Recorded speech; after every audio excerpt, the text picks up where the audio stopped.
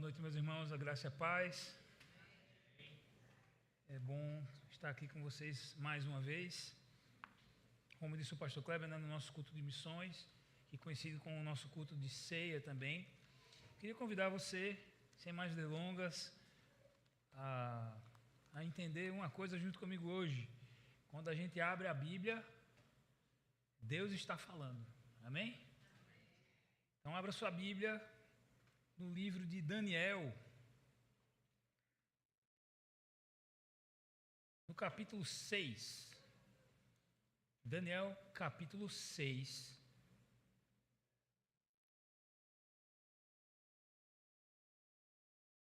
Neste capítulo, nós temos aquele famoso episódio de Daniel na cova dos leões, que todo mundo já, uma vez na vida, já ouviu essa história, não é verdade? Mas eu queria convidar você a pensar comigo, lendo nesse texto, sobre o tema de espalhar a mensagem, a salvação de Deus na vida ordinária, no dia a dia, em dias comuns, em situações comuns. Todo mundo achou? Daniel, capítulo 6, a partir do verso 1, diz assim a palavra de Deus. Dario achou por bem nomear 120 sátrapas para governar todo o reino, e designou 3 supervisores sobre eles, um dos quais era Daniel. Os sátrapas tinham que prestar contas a eles para que o rei não sofresse nenhuma perda. Ora, Daniel se destacou tanto entre os supervisores e os sátrapas por sua grande qualidade que o rei planejava tê-lo à frente do governo de todo o império. Diante disso, os supervisores e sátrapas procuraram motivos para acusar Daniel em sua administração governamental, mas nada conseguiram. Não puderam achar nele falta alguma, pois ele era fiel, não era desonesto, nem negligente. Finalmente, esses homens disseram: jamais encontraremos algum motivo para acusar Daniel, a menos que seja algo relacionado com a lei do Deus dele. E assim os supervisores e sátrapas, em comum acordo, foram falar com o rei. Ó rei Dario, vive para sempre. Todos os supervisores reais, os prefeitos, os sátrapas, os conselheiros e os governadores concordaram em que o rei deve emitir um decreto, ordenando que todo aquele que orar a qualquer deus ou a qualquer homem nos próximos 30 dias, exceto a ti, ó rei, seja atirado na cova dos leões. Agora o rei emite o decreto e assina-o para que não seja alterado conforme a lei dos medos e dos persas, que não pode ser revogada. E o rei Dario assinou o decreto. Quando Daniel soube que o decreto tinha sido publicado, foi para casa, para o seu quarto, no andar de cima, cujas janelas estavam para Jerusalém. E ali fez o que costumava fazer. 3 vezes por dia ele se ajoelhava e orava, agradecendo ao seu Deus. Então, aqueles homens foram investigar e encontraram Daniel orando, pedindo ajuda a Deus. E foram logo falar com o rei acerca do decreto real. Tu não publicaste um decreto ordenando que nesses 30 dias todo aquele que fizer algum pedido a qualquer deus ou a qualquer homem, exceto a ti, ó rei, será lançado na cova dos leões? O rei respondeu: o decreto está em vigor, conforme a lei dos medos e dos persas, que não pode ser revogada. Então disseram ao rei: Daniel, um dos exilados de Judá, não te dá ouvidos, ó rei, e nem ao decreto que assinaste. Ele continua orando 3 vezes por dia. Quando o rei ouviu isso, ficou muito contrariado e decidiu salvar Daniel. Até o pôr do sol fez o possível para livrá-lo. Mas os homens lhe disseram: lembra-te, ó rei, de que segundo a lei dos medos e dos persas, nenhum decreto ou edito do rei pode ser modificado. Então o rei deu ordens e eles trouxeram Daniel e o jogaram na cova dos leões. O rei, porém, disse a Daniel: que o seu Deus, a quem você serve continuamente, o livre. Taparam a cova com uma pedra, e o rei selou com seu anel selo e com os anéis dos seus nobres, para que a decisão sobre Daniel não se modificasse. Tendo voltado ao palácio, o rei passou a noite sem comer, não aceitou nenhum divertimento em sua presença. Além disso, não conseguiu dormir. Logo ao alvorecer, o rei levantou-se e correu para a cova dos leões. Quando ia se aproximando da cova, chamou Daniel com voz que revelava aflição: Daniel, servo do Deus vivo, será que o seu Deus, a quem você serve continuamente, pôde livrá-lo dos leões? Daniel respondeu: ó rei, vive para sempre. O meu Deus enviou o seu anjo que fechou a boca dos leões. Eles não me fizeram mal algum, pois fui considerado inocente à vista de Deus. Também contra ti não cometi mal algum, ó rei. O rei muito se alegrou e ordenou que tirassem Daniel da cova. Quando o tiraram da cova, viram que não havia nele nenhum ferimento, pois ele tinha confiado no seu Deus. E por ordem do rei, os homens que tinham acusado Daniel foram atirados na cova dos leões, junto com as suas mulheres e os seus filhos. E antes que chegassem ao fundo, os leões os atacaram e despedaçaram todos os seus ossos. Então o rei Dario escreveu aos homens de todas as nações, povos e línguas de toda a terra: paz e prosperidade. Estou editando um decreto para que em todos os domínios do império os homens temam e reverenciem o Deus de Daniel, pois ele é o Deus vivo e permanece para sempre. O seu reino não será destruído, o seu domínio jamais acabará. Ele livra e salva, faz sinais e maravilhas nos céus e na terra.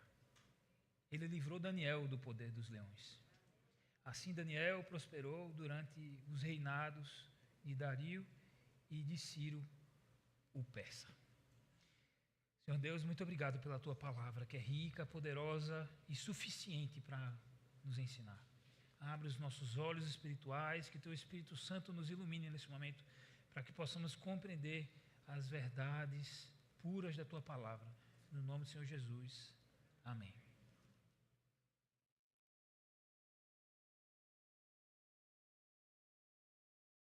Queridos, um texto longo, né? A gente passou aqui 7 minutos lendo a Bíblia. Há quem diga: rapaz, você gastou esse tempo todinho lendo a Bíblia. Por quê? Porque a pregação começa com a leitura da Bíblia. Se a gente não lê a Bíblia, não tem pregação.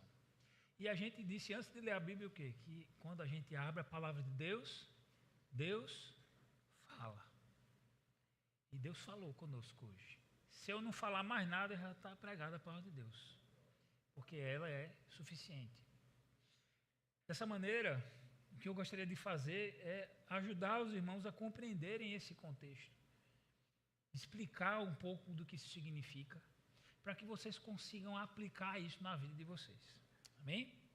Primeiro, um capítulo longo, mas que tem personagens bem específicos. A gente tem o rei Dario, que alguns acham que poderia ser chamado o rei Ciro.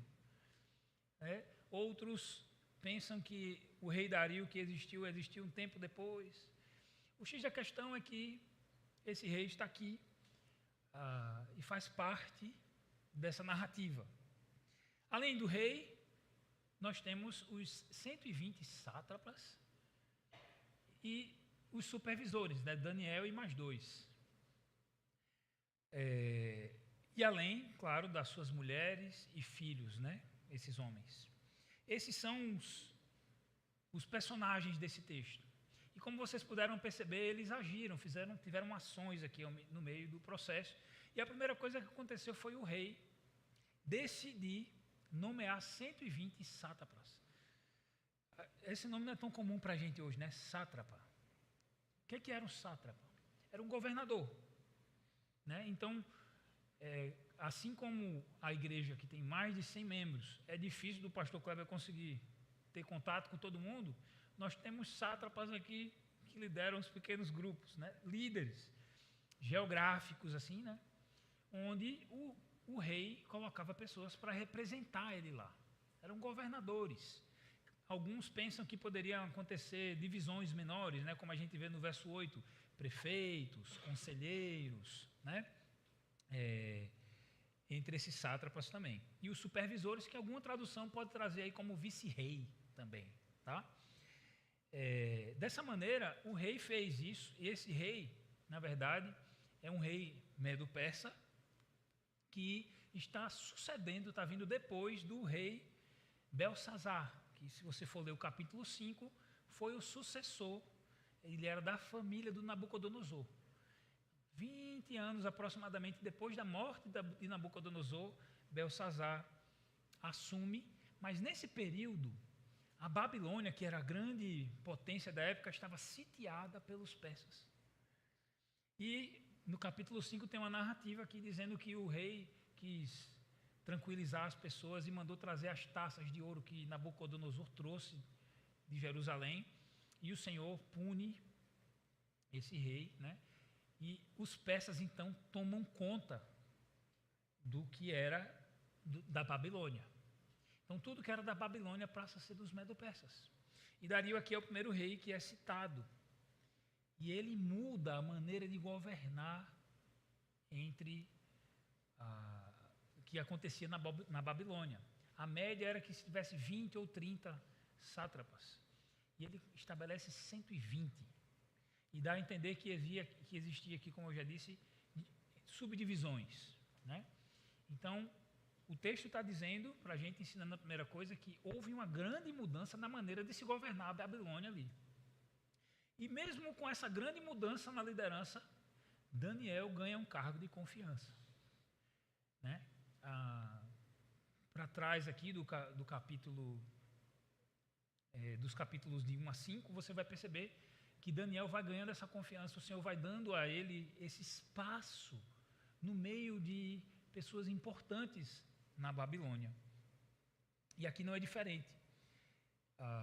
Daniel ganha um lugar de destaque. Alguns estudiosos acreditam que isso aconteceu porque Deus realmente queria colocar Daniel, obrigado Juninho, em um lugar de destaque para motivar o povo, porque é exatamente nesse período aqui que as primeiras pessoas estavam retornando para Jerusalém. Os elementos estavam começando a se organizar, o templo estava começando a ser reconstruído, né? Toda aquela narrativa que a gente encontra nos livros de Esdras e Neemias. No entanto, nesse período aqui, que é aproximadamente 609 a.C., 605 a.C., é tomada Jerusalém, Daniel e seus amigos são levados para lá, porque Deus quis castigar o seu povo por estar há tanto tempo no pecado e há tanto tempo sem se arrepender. Alguns profetas como Ezequiel, Isaías, Abacuque, Sofonias já estavam advertindo o povo. O Senhor vai pesar a mão. O Senhor vai pesar a mão. E o povo não se arrependia, e o povo não mudava. Deus então entregou, na época do reinado de Joaquim, Jerusalém à Babilônia. Passado aquele período, né, de Nabucodonosor, para que ele reconhecesse a soberania de Deus, Daniel ainda permanece. E aqui, nesse contexto, que é o que nos importa hoje, Daniel já estava há mais de 60 anos como um exilado fora das suas terras. Daniel aqui estava com uma média de 80 anos. Alguns achavam que quase 80, outros achavam que ele tinha aqui mais de 80. A verdade é que ele já estava há mais de 60 anos exilado. Foi retirado, foi escravizado. E ainda assim, Daniel tinha uma vida ilibada. Uma vida que era irrepreensível. O texto que a gente acabou de ler diz que Daniel estava se destacando tanto na liderança que o rei já estava na iminência.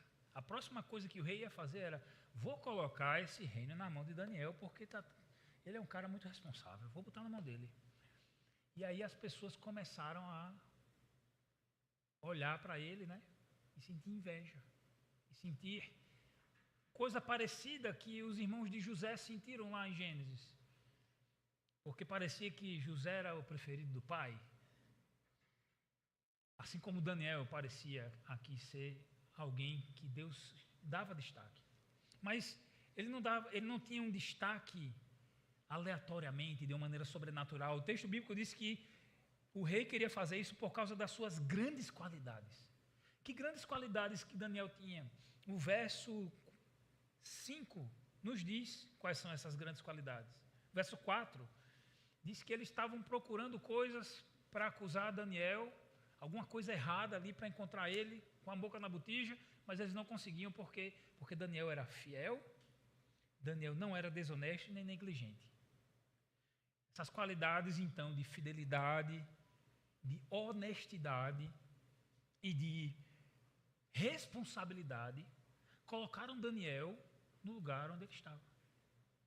E de maneira que ninguém conseguia tirar ele de lá. Dessa forma, as pessoas, de uma maneira honesta, não conseguiam pegar Daniel numa alça, em algum erro. É o que no Novo Testamento Paulo vai chamar de ser irrepreensível, sem alça, né? Sem alguma coisa aqui para pegar. Imagina se esse copo tivesse cheio de água quente pegando fogo. Como é que eu ia pegar nele? Não ia dar. Daniel não tinha essa alça. As suas qualidades tinham colocado ele em um lugar de destaque. E não só nesse lugar de destaque, em um nível que não dava para deixar ele lá. Ele estava sendo mal aproveitado. Daniel era tão bom que, peraí, não dá para você ficar aí não. Eu tenho que colocar você num lugar onde suas qualidades apareçam mais, porque a gente precisa de você. O rei estava percebendo isso.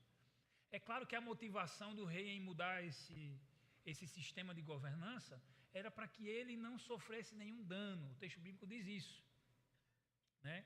No versículo 2, para que o rei não sofresse nenhuma perda, para que financeiramente o rei não perdesse nada de imposto, para que não houvesse revoltas entre o povo, entre alguma parte do império contra o rei. Então o rei começou a perceber que Daniel era muito respeitado pelas pessoas. Isso causou essa inveja nos seus colegas e nos seus subordinados. De maneira que eles procuraram colocar Daniel em uma situação difícil, mas não conseguiram. Então eles tiveram que ser desonestos. Eles tiveram que dizer: nós temos que fazer uma trama aqui. Não dá para pegar esse cara no comum. Tem que ser alguma coisa com a lei do Deus dele, porque esse cara é muito fiel à lei dele. Se a gente conseguir fazer com que a lei dele seja a fraqueza dele, vamos tentar. Então eles tiveram uma ideia. Eles sabiam que Daniel orava muito. Isso era sabido porque ele fazia isso com as janelas abertas, no andar de cima da sua casa, voltado para Jerusalém e de joelho. Então bastava olhar pela janela que você sabia que Daniel 3 vezes por dia aproximadamente orava. E era costume dos persas também orar de 3 a 5 vezes por dia. Claro, cada um para sua divindade diferente. Então eles tiveram essa ideia. Por quê? Porque a religião deles era mais flexível. Eles tratavam os seus deuses de qualquer maneira.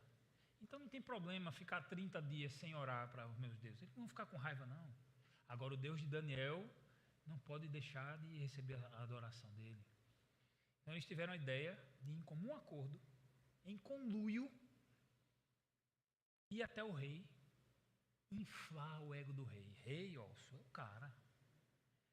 O senhor é tão top que as pessoas têm que adorar só você. Eles deviam, durante 30 dias, fazer orações só para você, que você é o rei. E o rei, né? É verdade, né? Tem que aproveitar que eu sou o rei, né? Assina o decreto, meu rei.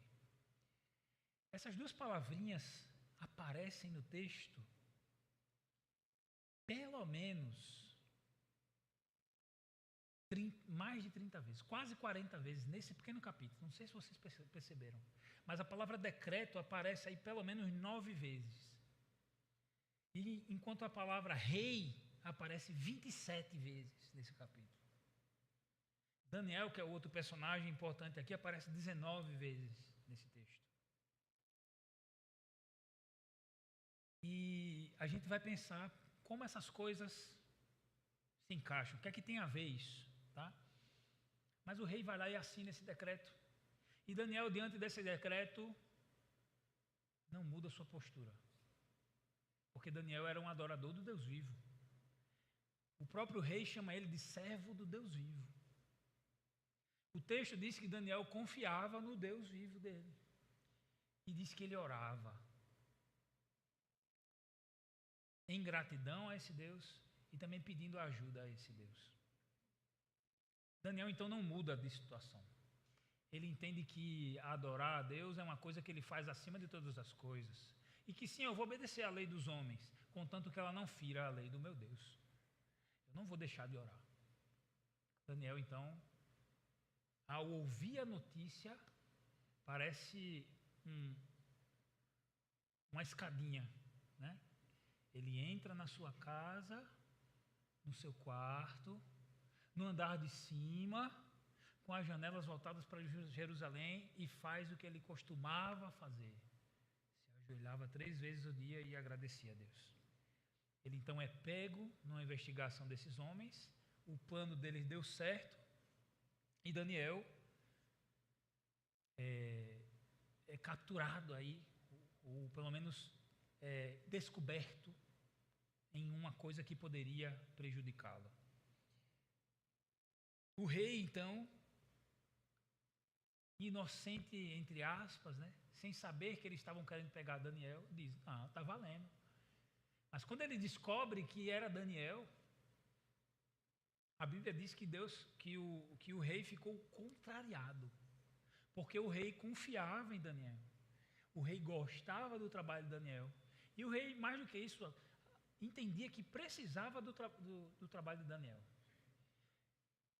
Feita também a história que Daniel tinha com o povo, né? A confiança que Nabucodonosor depositou nele, e depois Belsazar, né? E provavelmente quando Dario assumiu o posto, o pessoal disse logo, olha, aquele cara tem que estar com você, porque segundo Nabucodonosor dizia, né, entre os babilônios, esse cara tem o espírito dos deuses. Entendendo que Deus falava por meio de Daniel.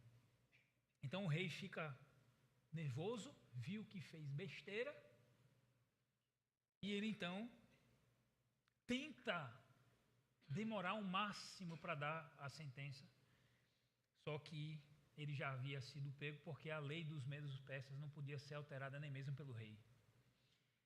Isso a gente consegue ver no capítulo 1 do livro de Esté, a gente consegue ver também no início aqui do livro de Daniel.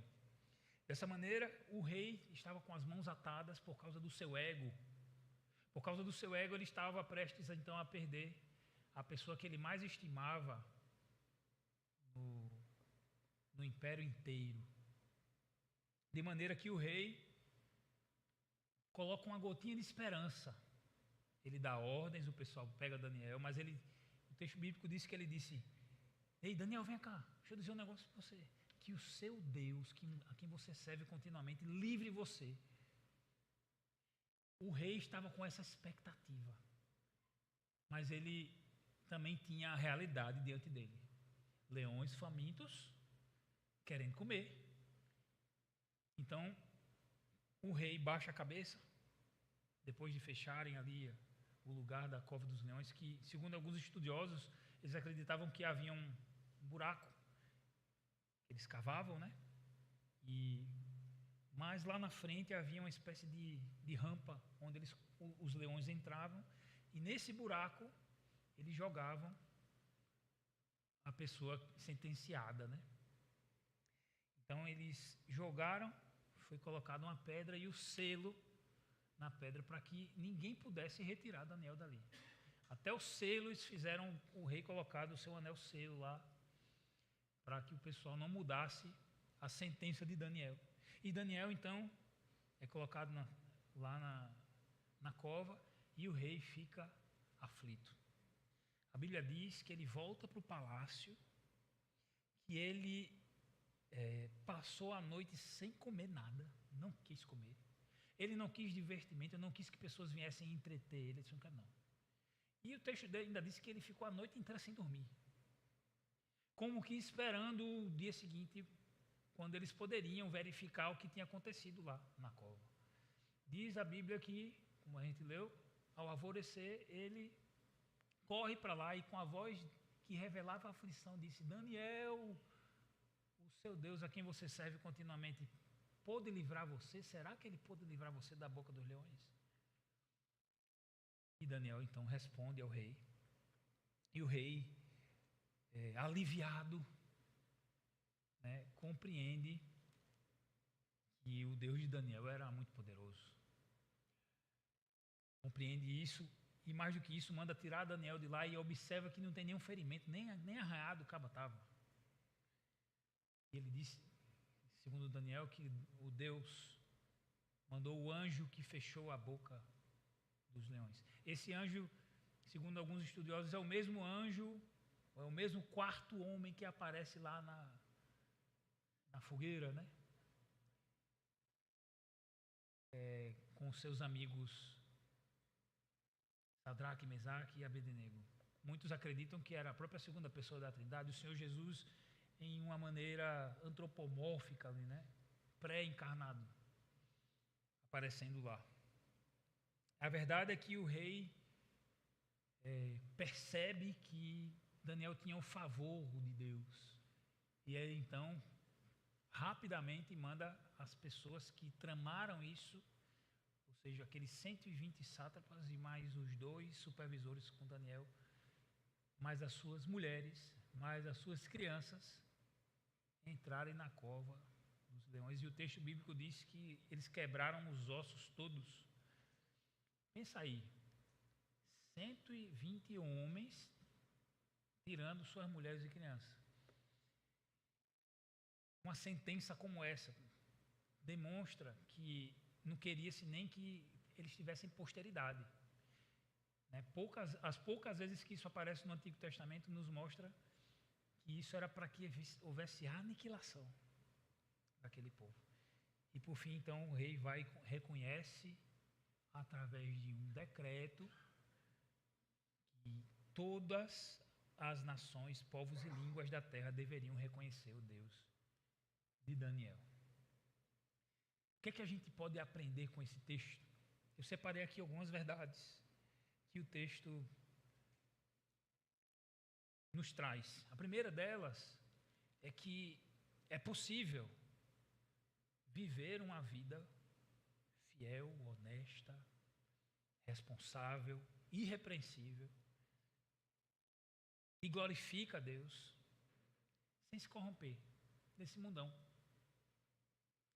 Mesmo trabalhando com descrentes, servindo esses descrentes, sendo liderado por esses descrentes, liderando esses descrentes, é possível ter uma vida ilibada, irrepreensível. Isso não quer dizer uma vida sem pecado, mas quer dizer uma vida incorruptível, uma vida irrepreensível.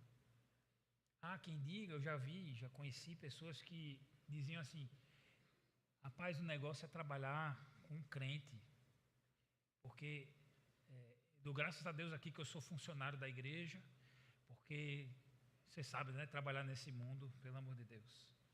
Ainda bem que eu sou funcionário da igreja. Você já conheceram alguém assim? Eu já.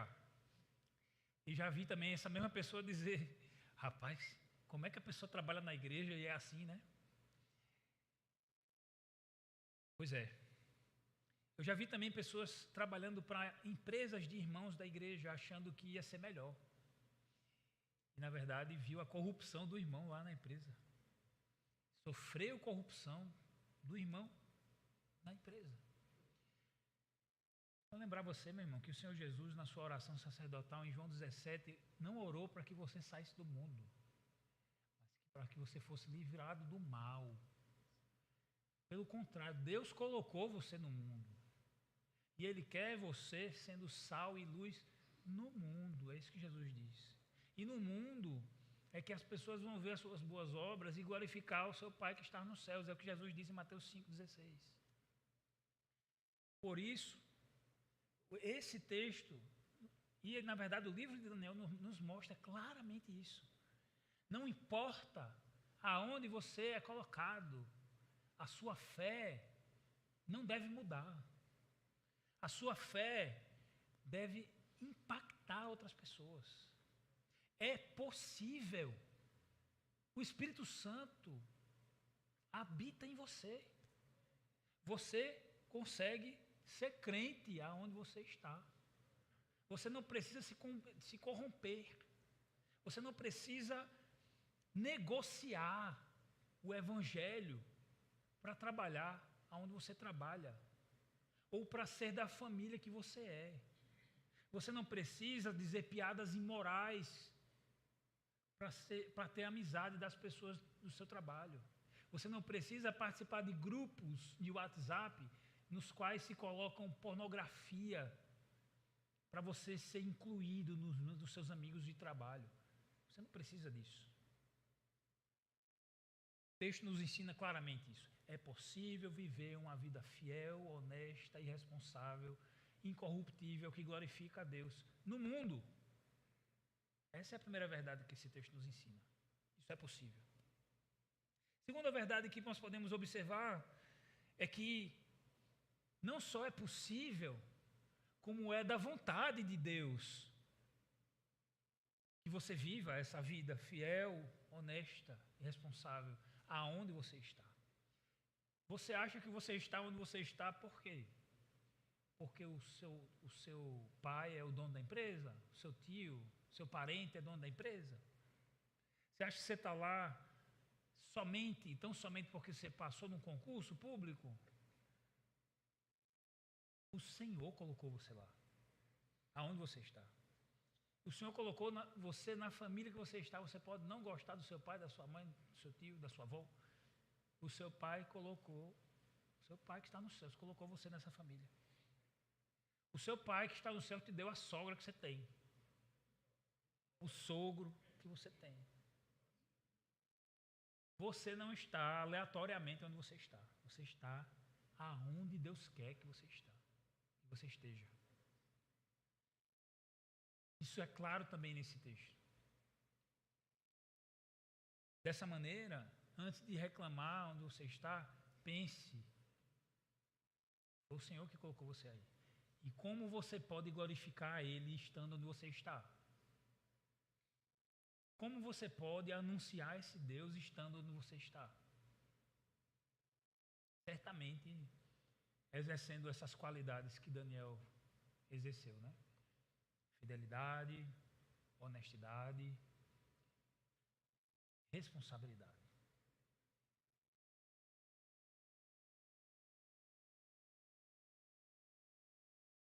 Uma terceira verdade que nós podemos encontrar nesse texto é que é impossível fazer isso, viver essa vida, sem exercer disciplinas espirituais. Existem disciplinas espirituais necessárias para se viver uma vida honesta, fiel, responsável, incorruptível, que glorifica a Deus. E eu queria convidar você a olhar para o texto agora, com a sua Bíblia aberta, para a gente olhar essas disciplinas na vida de Daniel. Daniel era um um homem, um crente, que se apegava à palavra de Deus. O texto diz que não encontraram nada em Daniel e eles tinham que fazer isso com alguma coisa relacionada com a lei do Deus de Daniel. Daniel era apegado com as escrituras. Daniel provavelmente lembrava delas na sua mente. Provavelmente recitava essas escrituras para quem estivesse perto dele. Isso fica notório porque as pessoas que queriam fazer mal para ele observaram que eles precisavam fazer isso com alguma coisa relacionada à lei do Deus dele. Quando essa palavra lei aparece no Antigo Testamento, ela está se referindo à palavra escrita do Senhor. Daniel, então, tinha um relacionamento íntimo com a palavra de Deus. Essa é a primeira disciplina espiritual que eu e você precisamos ter. Já estamos aí em meados de maio, estamos quase no meio do ano. E como é que está a sua leitura bíblica anual? Como é que está a sua leitura bíblica diária? Não, mano, eu todo dia não, pastor. Pois é. É por causa de crentes como esse que não lê a Bíblia todos os dias que o evangelho está sendo difamado. Aqui no Brasil nós temos muitos mesmo, bons comediantes. Tem um comediante nordestino aqui de Recife, e eu não vou citar o nome porque a gente tem uma live aqui, mas ele, em uma dos seus shows, ele disse que encontrou com um amigo que era crente, e ele perguntou: ei, tu acredita mesmo na Bíblia como a palavra de Deus? Eu acredito. Mas quanto você acredita? Não, com toda a minha força. A Bíblia é a palavra de Deus e não tem pareia não. Eu disse: vem cá, tu já leu a Bíblia? Eu disse: não. Por quê? Já viu o tamanho? Não dá para mim não. O tamanho da... Não, dá não para mim não. Tem um dia na semana eu vou na igreja, tem um cabra lá que prega só o filé mignon pra gente, e aí eu passo a semana com esse filé mignon que o cabra pregou. E todo mundo rindo, né? Porque ele estava ridicularizando o cara que se dizia crente e incapaz de ler a Escritura, porque dizia que a Bíblia tem muitas páginas.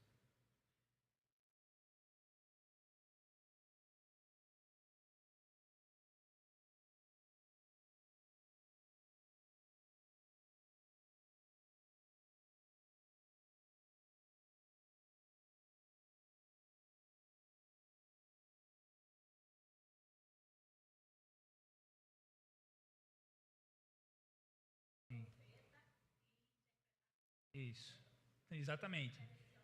Perfeito. Mas o texto bíblico também fala que Sadraque, Mesaque e Abednego estiveram em o mesmo nível que Daniel, tanto que eles estiveram na fornalha enquanto Daniel esteve na cova, né?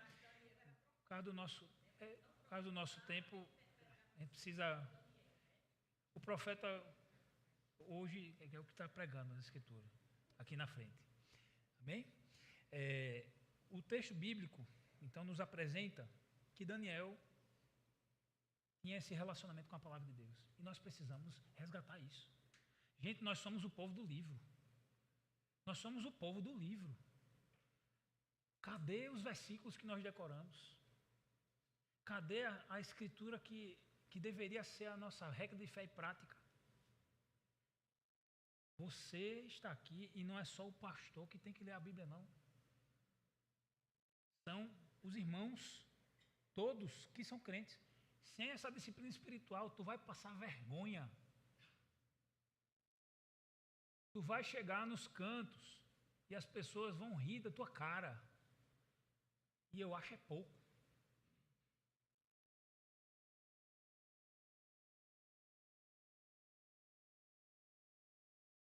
Tu vai ver um moleque de 14 anos dizendo the king, the power, the off, e tu vai achar graça de alguém deturpando a tua fé.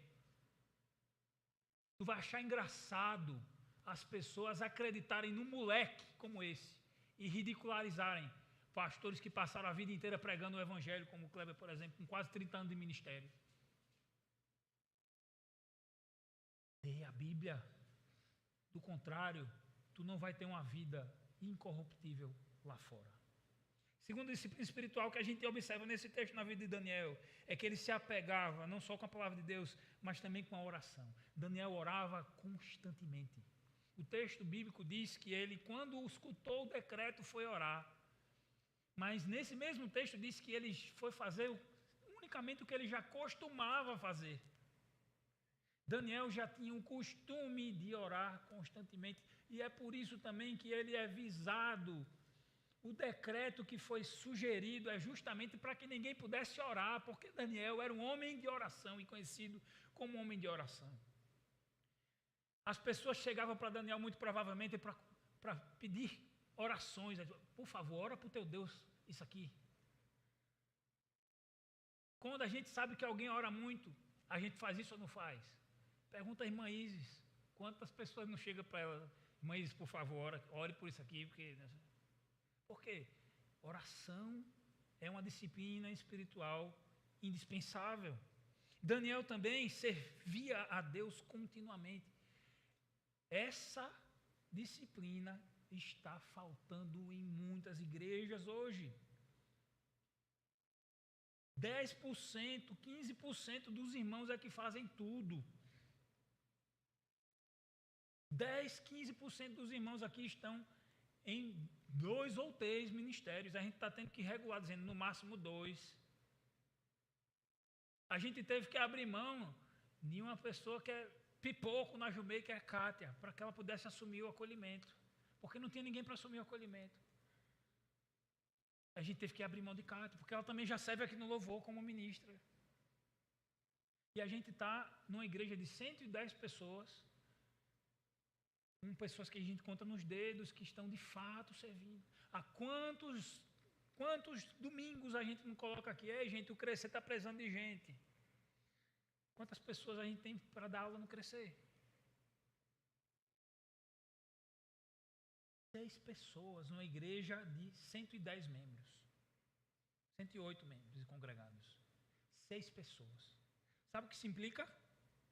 Que quem está dando aula lá não está ouvindo a mensagem aqui nos domingos. Rayane odeia isso. Mas ela viu a necessidade. Disse, eu vou. Eu não gosto de ficar fora da pregação, mas eu vou.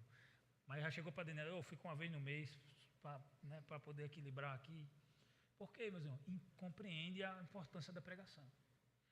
Mas isso porque está faltando essa disciplina espiritual que havia em Daniel. 2 vezes, não uma, mas 2 vezes o rei chega para ele e diz, Daniel, que o seu Deus a quem você serve continuamente, antes dele entrar na cova. Quando ele sai da cova, ele pergunta, antes dele sair da cova, ele pergunta de novo, será que o seu Deus a quem você serve continuamente pôde livrá-lo? E antes disso, ele se refere a Daniel como servo do Deus vivo.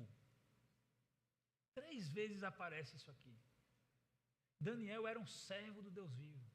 Você acha que ser servo do Deus vivo é vir no domingo e sentar no ar-condicionado aqui e escutar a gente pregar? Você tem que servir, meu irmão. O Senhor te deu dons e talentos para você servir na igreja local. Não deixe que os outros irmãos se sobrecarreguem. Nós tivemos irmãos aqui quase entrando em burnout, a gente tem que dizer, saia desse ministério, saia daquele, para você conseguir respirar, faça só isso aqui. Porque o irmão estava servindo já em milhares de coisas. Você quer um exemplo? O irmão Antônio Júnior. Antônio Júnior toca no Ministério de Música. Antônio Júnior é diácono da igreja. Antônio Júnior é vice-presidente da igreja. Antônio Júnior estava na Jumei. Antônio Júnior é um representante dos diáconos. Antônio Júnior é o representante da área de serviço da igreja. É o líder do Florescer. Ou seja, um dia por semana Antônio Júnior tem que estar aqui. E quando ele não é alguma coisa, mesmo assim ele vem. Está tendo obra aqui, ele vinha com Davi toda a vida comprar material, resolver as... A gente teve que... Antônio Júnior, peraí, calma. Vamos Eu sei que está faltando, mas a gente precisa segurar aqui, meu irmão. Senão você vai morrer. Mas por quê? Irmão, senso de comprometimento. Ontem estivemos no Bosque dos Namorados e o pastor perguntou o que é que significa a Ibacisa para você. Antônio Júnior disse comprometimento. Por quê? Porque é ele. É o comprometimento em pessoa. Mas você vai deixar o irmão morrer porque você não quer servir na igreja? Serviço. Daniel também pregava sobre Deus. Como é que a gente sabe disso? Lá no final do texto, no decreto que o rei colocou, ele estava justamente descrevendo o Deus de Israel com muita precisão. Isso não seria possível sem que Daniel estivesse ali, ó. Eu sou o servo do Deus vivo, o meu Deus é vivo, o domínio dele ninguém toma, ele permanece para sempre, ele salva, ele livra, ele faz milagres e maravilhas no céu e na terra. Daniel pregava. É uma disciplina espiritual que também está esquecida. A gente está dando palco para ideias como aquela que diz que, por exemplo, o São Francisco dizia: pregue o evangelho em todas as oportunidades, se necessário use palavras. Isso não faz nenhum sentido, porque o São Francisco de Assis, ele era de uma ordem de pregação dos franciscanos. Como é que ele não ia pregar? A gente está esquecendo como corpo de uma parte muito importante da igreja, que é a boca. Nós somos o corpo, e o corpo tem uma boca, e a boca prega. Mas a gente está esquecendo disso. A gente marca evangelismo e a gente tem as mesmas pessoas evangelizando com a gente. As mesmas pessoas, há 4, 5 anos, evangelizam nessa igreja. 4, 5 pigados de gente. Mas você tem que assistir o seu filme na sua Netflix, né, no seu Prime Video. Você tem que combinar para encontrar com seus amiguinhos e passear. Nada disso é errado. O que é errado é você deixar de pregar em detrimento de fazer outras coisas. Você deixar de evangelizar. Então essa viagem missionária que a gente está fazendo é mais uma que a gente está fazendo. E vamos continuar fazendo. E você tem a responsabilidade de participar disso se você quer ter uma vida ilibada também. Por fim, a disciplina espiritual que Daniel também exercia era de confiança no Senhor. O texto bíblico lá no versículo 23 diz que quando tiraram Daniel da cova, viram que ele não tinha nenhum ferimento, pois ele tinha confiado no seu Deus. Daniel orou com gratidão, Daniel orou com dependência do Senhor. Daniel orou com constância. Daniel confiou no Senhor. Nós estamos perdendo essa característica também. A prova disso está nesse rapaz que virou piada. Sou crente, mas não leio a Bíblia não, que é muito grande. Sou crente, mas eu não oro. Porque eu não sei orar direito, sabe? Saber orar direito. A Bíblia diz que o Espírito geme, gemidos inexprimíveis. John Piper um dia desse pegou uma inteligência artificial e colocou lá: faça uma oração comigo, para mim, com base nisso aqui. Ele disse que tão lindas aquelas palavras que ele teve que recitar na igreja, e o pessoal ficou maravilhado de como aquela inteligência artificial tinha feito uma oração tão bonita.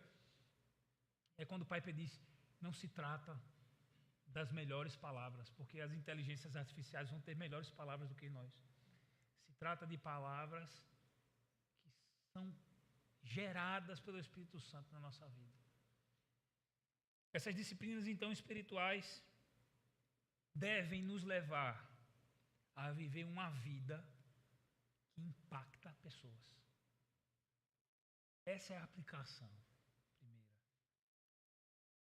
Nossa vida, ela deve impactar pessoas. Como é que a vida de Daniel impactou pessoas?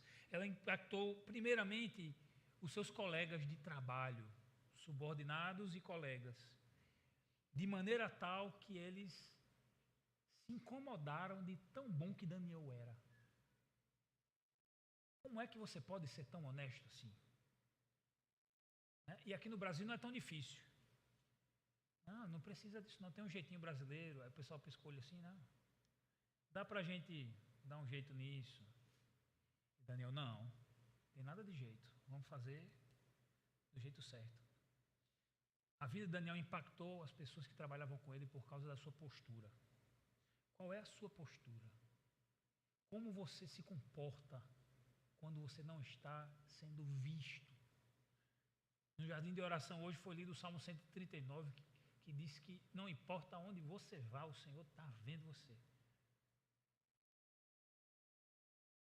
Daniel também teve uma vida que impactou pessoas, mas não somente causando inveja dele, mas conquistando. O rei foi conquistado pelas suas qualidades e parece que essa conquista beirou uma conversão para esse rei. Quando ele então observa que o Deus que Daniel servia o livrou, ele faz um novo decreto. Lembra que eu falei que essa palavra era chave? Aparece várias vezes aqui. Porque existem, meus irmãos, diversos decretos aí, diversas leis. Os homens sempre fazem decretos. Mas isso eles só podem fazer porque eles estão recebendo uma comunicação. Porque Deus foi o primeiro que fez decretos. E o que esse texto nos ensina é que só há um decreto dos homens que pode permanecer. É o decreto que é de acordo com o decreto de Deus. Quando então o rei faz um último decreto, nesse decreto ele diz que homens de todas as nações, povos e línguas deveriam reverenciar o Deus de Daniel. Isso está em perfeito acordo com o decreto de Deus.